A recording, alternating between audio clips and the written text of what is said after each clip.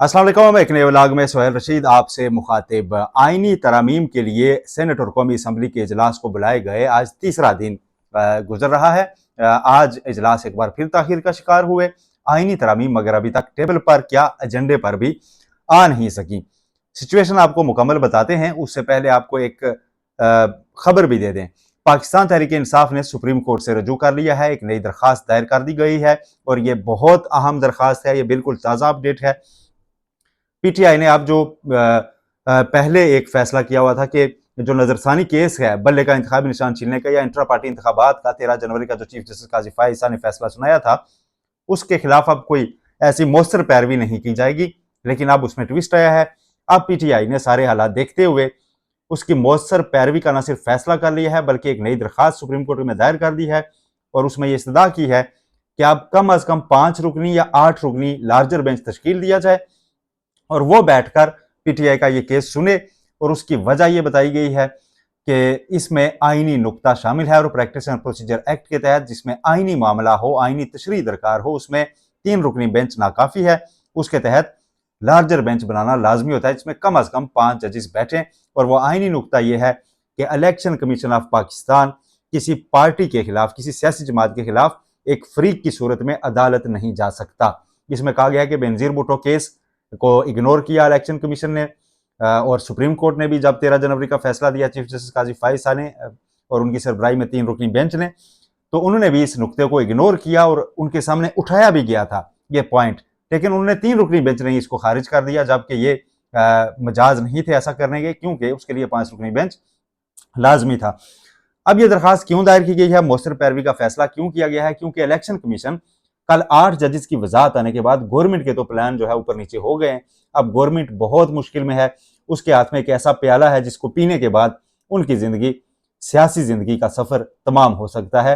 क्यों? क्योंकि उसके बाद सियासत के लिए आपको कुछ मॉरल अथॉरिटी भी चाहिए होती है जो खत्म हो जाएगी, क्योंकि अब इन तरामीम के साथ बहुत सी चीजें जुड़ चुकी हैं। अब पिछले 2 दिन का गौर जायजा लें तो उसमें इन तरामीम की मोरालिटी को डेंट पहुंचा है। पहले सेनेट के इजलास में लोग बोल पड़े कि हमारे साथ जोर जबरदस्ती हो रही है, फिर मौलाना फजल रहमान बोल पड़े, फिर कल जो बिलावल भुट्टो जरदारी ने हैदराबाद में तकरीर फरमाई है उसके बाद इन तरामीम के पल्ले कुछ नहीं बचा, इसलिए कि बिलावल भुट्टो जरदारी ने खुद को एक मजबूर के तौर पर पेश किया और ये बताया कि इस वक्त अगर पीटीआई और मौलाना उनके साथ नहीं आते तो जो तरामीम होंगी ये कंट्रोवर्शियल होंगी, बिलावल ने खुद कहा है। फिर उन्होंने ये भी कह दिया खुद ही कि इन तरामीम के हो जाने से फिर मुल्क में अदम इस्तेकाम की फजा होगी। तो इसलिए उन्होंने कहा जी कि आप तो गवर्नमेंट के साथ मुझे मजबूरन जाना पड़ेगा, नून लीग के साथ जो उन्होंने जैसे तैसे भी ब्रूट मेजोरिटी को उन्होंने लफ्ज इस्तेमाल किया वो हासिल की होगी, तो उसके साथ मुझे जाना पड़ेगा। तो अब लोग कल से सवाल ये उठा रहे हैं सोशल मीडिया पे, तमाम जो अहले दानिश हैं वो ये पूछ रहे हैं कि जनाब ऐसी क्या मजबूरी है, कुछ वक्त और ले लें। फिर दूसरी सिचुएशन समझिए कि अख्तर महंगल जो नाराज होकर चले गए थे मुल्क से, वो वतन वापस ना सिर्फ आ चुके हैं, आने के बाद सीधे मौलाना के घर पहुंचे हैं। आज जब मैं ये वीडियो रिकॉर्ड कर रहा हूं तो अब भी पार्लियामेंट से ज्यादा इस वक्त मौलाना का घर अहम है। बिलावल वहां बैठे हुए हैं अपनी टीम के साथ, इससे पहले पीटीआई वहां पहुंची थी, वो अख्तर महंगल से भी मिले और अब ताजा खबर यह है कि पीटीआई का वफ्द इस वक्त अडयाला जेल पहुंच चुका है। अडयाला के गेट नंबर 5 पर वो खड़े हैं और वहां पर सिक्योरिटी क्लियरेंस के बाद वो इमरान खान से मिलेंगे। पहले ये मुलाकात गुज़श्ता रात होनी थी, नहीं हो सकी, आज सुबह होनी थी, नहीं हो सकी। उसकी वजूहत ये थी कि क्लियरेंस सलमान अकरम राजा की नहीं मिल रही थी और सलमान अकरम राजा वो की प्लेयर हैं जिनके ऊपर इस वक्त पीटीआई रिलाई कर रही है और बड़ा बजा तौर पर रिलाई कर रही है, क्योंकि अभी तक जितनी भी विक्ट्री पीटीआई को किसी भी महाज पे मिली है उसमें कहीं ना कहीं सलमान अकरम राजा का हाथ था। वो चाहे मखसूस नशिस्तों का फैसला हो जिसमें जवाज ये बना था कि सलमान अकरम राजा ने अपने डॉक्यूमेंट्स पूरे रखे हुए थे कि उन्होंने इंतखाबी निशान छीन जाने के बावजूद एज पार्टी पार्टिसिपेट करने की कोशिश की थी, लेकिन इलेक्शन कमीशन था जिसने हिस्सा नहीं लेने दिया। अच्छा, वापस आते हैं पीटीआई की दरखास्त पर और उसका इलेक्शन कमीशन का क्या ताल्लुक है। इलेक्शन कमीशन कल की उस वजाहत आने के बावजूद मजीद है, आज भी जी के इजलास होने हैं और खबरें ये आ रही हैं जराए से कि इलेक्शन कमीशन इलेक्शन एक्ट में जो हुई तरमीम है जिस पर कल 8 जजेस ने कह दिया कि उसका इतलाक आप पर नहीं होता, आप हमारे फैसले पर अमल दरामद करें, उसके बावजूद इलेक्शन कमीशन ये सोच रहा है कि वो चला जाए हुकूमत के साथ और हुकूमत को वो मखसूस इजाफी नशिस्तें दे दे और एक ऐसे टाइम पर कि जब उसे तरमीम हो जाए। अब अगर उन नशिस्तों के साथ ये तरमीम होगी तो वो सुप्रीम कोर्ट के फैसले की खुली खिलाफ वर्जी में होगी और यूं जन्म लेगा एक नया बहरान और एक ऐसी तरमीम सामने आएगी जिसको शायद हुकूमत के अलावा कोई मान ना रहा हो। वकला की तहरीक शुरू हो जाए, जजेस के अंदर कुछ ऐसी सिचुएशन पैदा हो जाए, जजेस बोल पड़ें और फिर ये कुछ इफ्तिखार चौधरी जैसा मूवमेंट भी और मूवमेंट भी दोनों पैदा हो सकती हैं। ये खतरा गवर्नमेंट को मौजूद है, गवर्नमेंट के माथे की लकीरें बता रही हैं। हुकूमती वज़रा हूँ, बिलावल भुट्टो जरदारी हूँ या जो भी, वाज़े तौर पर वो ये चीख चीख कर बता रहे हैं जी कि ये अगर तरामीम होंगी ऐसे तो नुकसान हमारा होगा। लेकिन इसके बावजूद उन्होंने ये जहर प्याला पीना है क्योंकि उन्हें इश्क था इस हुकूमत को संभालने का और अब उस इश्क का ये खमियाजा तो भुगतना होगा। और ये तरामीम उनके सियासी करियर के ऊपर लकीर लगा सकती हैं, ये उनके सियासी करियर को दागदार कर सकती हैं। इसका अजाला शायद मुश्किल हो जाए, लेकिन इस वक्त नज़रें जो हैं उससे पहले अडयाला की तरफ भी हैं। वहाँ इमरान खान का अब्रप्ट रिएक्शन क्या होता है वो तो सामने नहीं आएगा कि उन्होंने सुन के क्या कहा। वहाँ जो अंदर मीटिंग होगी और उसमें जो प्लानिंग होगी, ये भी बड़ा ज़रूरी है कि क्या इमरान खान को अपनी टीम के साथ अकेले मिलने दिया जाता है या बीच में कुछ सिक्योरिटी एहलकार जैसे पुलिस वाले होते हैं वो मौजूद होंगे, क्योंकि उससे उन्हें शक होता है जी कि हमारी डिस्कशन और हमारी प्लानिंग पहले लीक होती है। अब वहाँ पे अगर स्ट्रेटजी ये तय पाती है कि नहीं जी हमने इन तरामीम को होने तो नहीं देना, ना इनका साथ देना है, लेकिन फौरी तौर पर इसको इनकार ना करें, जाके आप कहें जी कि इमरान खान ने वक्त मांगा है कि इसके ऊपर वो बाकी मशवरा भी करेंगे अपने साथियों से और यूँ एक टाइम बाय किया जाए। और ये वफ्द जाने से पहले मौलाना के घर और अख्तर मैंगल साहब के पास आया था, तो इसका मतलब है वो यहाँ का पैगाम भी लेके गए हैं कि इस तरफ क्या सोचा जा रहा है। अब अगर हुकूमत ने यही रवश जारी रखी तो अपोजिशन के जो हरकत हैं, हरकत और सकनात ये बताती हैं कि वो बरमला तौर पर खड़े हो सकते हैं इन तरामीम के खिलाफ किसी भी वक्त कि जी बस बहुत हो गया, आपने कर ली कोशिशें, अब ये तरामीम कंट्रोवर्शियल हैं, अब इनके साथ हम नहीं चल सकते, फिलहाल इनको मोखर कर दें।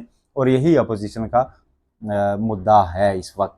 लेकिन इलेक्शन कमीशन अगर आज ये नशिस्तें दे देता है वफाकी हुकूमत को, हुक्मरान इत्तेहाद को, तो कौमी असम्बली में उनकी नंबर गेम तभी पूरी हो सकती है। सेनेट में अगर वो कर भी लें तो कौमी असम्बली में उनको मौलाना का साथ चाहिए इस वक्त, अगर मखसूस नशिस्तें नहीं मिलती इजाफी तो, और मौलाना के ऊपर भी कुछ दो चार लोग चाहिए। अगर मौलाना नहीं जाते तो फिर उनको मखसूस नशिस्तों का सहारा लेना पड़ेगा इजाफी, जो सुप्रीम कोर्ट के फैसले की खिलाफ वर्जी में देगा इलेक्शन कमीशन ऑफ पाकिस्तान। इसलिए अब आप आए कि इंट्रो में जो मैंने कहा कि पीटीआई ने एक दरखास्त अब प्रैक्टिस एंड प्रोसीजर के तहत रख दी है कि जनाब इसको सुना जाए और लार्जर बेंच बनाया जाए। अगर ये खारिज होती है तो इसकी अपील भी वो कर सकेंगे। अब उन्होंने सुप्रीम कोर्ट में पीटीआई के वकला ने आज आना है। अगर आज इलेक्शन कमीशन ये करता है कि मखसूस नशिस्तें दे देता है आज या कल, तो उसमें होगा ये कि फिर परसों ये केस लगा हुआ है, परसों सुप्रीम कोर्ट में चीफ जस्टिस काजी फायसा के सामने वकला खड़े होंगे पीटीआई के और वो अच्छी तादाद में होंगे, सारे खड़े होंगे जी कि हाँ जी अब आप बताइए, आप जो पिछली समात पे कह रहे थे कि आपके केस में ये चीज शामिल ही नहीं थी कि पीटीआई पार्टी है या नहीं, तो अब तो आपका फैसला जनाब उन्होंने वायलेट कर दिया है। ये 8 नहीं 11 जजेस ने कहा था कि पीटीआई पार्लिमानी पार्टी है, इसको मखसूस नशिस्तें दें, वो हमें नहीं दे रहे, वो तो दे रहे हैं इलेक्शन एक्ट में तरमीम के साथ जा रहे हैं और उसका माजी से इतलाक कर रहे हैं। आज मैं आपको बड़ी दिलचस्प बात बताता हूँ, इंतहाई दिलचस्प। चीफ जस्टिस काजी फायसा ने सुप्रीम कोर्ट के बाहर अहाते में एक इंसानी हकूक जो आइन में दिए गए हैं, शहरियों के हकूक, उनकी यादगार तैयार करवाई है और उसके ऊपर ना पूरी मालूमात लिखी हुई हैं कि आपके कौन कौन से हकूक हैं। और चीफ जस्टिस काजी फायसा कल शाम भी मैं देख रहा था जब ये सारा कुछ चल रहा था साथ पार्लियामेंट की बिल्डिंग में, तो सुकून से वो उस यादगार का जायजा लेने आए हुए थे कि उनकी रिटायरमेंट से पहले पूरी और वो उसका इफ्तिताह करके जाएं। उस पर जो सबसे बड़ा तख्ती लगी है ना, बड़ी बड़ी ऊंची तख्ती है, उसके ऊपर जो सबसे बड़ी चीज लिखी है बुनियादी हकूक में जो बताई गई है, उसमें लिखा हुआ है मौसर बामाजी सजा की ममानियत, रेट्रोस्पेक्टिविटी की ममानियत। यह बताया गया कि आइन इसकी इजाजत नहीं देता कि आप कोई कानून बना के माजी से किसी को सजा दें और कहें जी कि इसको आप माजी में जो आपका राइट जनरेट हो चुका है उसको हम ये कानून बना के कर्टेल कर रहे हैं। अब इंसानी हकूक की उस यादगार के नीचे बैठ के चीफ साहब कल चाहे पी रहे थे और साथ वाली बिल्डिंग में इंतजार हो रहा था कि हमने जो मौसरबा माजी कानून बनाया है इलेक्शन एक्ट में तरमीम करके, उसके तहत इलेक्शन कमीशन हमें नशिस्तें दे और हम तरमीम कर गुजरे। ये इस वक्त की सबसे दिलचस्प सिचुएशन है। उस यादगार पे आज भी काम जारी है, वो मुकम्मल हो जाएगी। इंसानी हकूक क्या है, किधर गए, उसका तो खैर पता चलता रहेगा। बहरहाल दोबारा समाप्त कर दें, इलेक्शन कमीशन ने आज कोई ना कोई फैसला करना है मुमकिन तौर पर मखसूस नशिस्तों से मुतालिक। PTI सुप्रीम कोर्ट चली गई है और उसके अलावा अडियाला में मुलाकात हो रही है। अख्तर मेंगल वापस मौलाना के पास पहुंच चुके हैं और कौमी असम्बली सेनेट के इजलास देर लेट दर लेट, ताखीर दर ताखीर होती जा रही है और वो शुरू नहीं हो पा रहे, क्योंकि हुकूमत को बहुत सी परेशानियां दामनगीर हैं इस वक्त और बड़ी वजह तौर पर हैं। मजीद जो अपडेट्स होंगी आपको फील्ड से जाके अपडेट करेंगे इंशाल्लाह नेक्स्ट वीडियो में। तब तक अपना बहुत ख्याल रखिए, चैनल को सब्सक्राइब करना मत भूलिएगा। अल्लाह हाफिज़।